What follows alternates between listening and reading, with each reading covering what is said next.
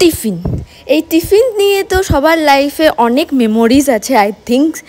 স্কুলে কলেজে তো অত টিফিন আমরা নিয়ে যেতাম না, ক্যান্টিনেই খেতাম, বাট স্কুল লাইফে তো সেই টিফিনসের কনসেপ্ট নিয়েই এসএফ রোডে খুলে গেছে একটা খুব সুন্দর রেস্টুরেন্ট টিফিনস বলে, বাই সাগারেরই মানে ওরা একটা ছোট ব্রাঞ্চ খুলেছে টিফিনস বলে।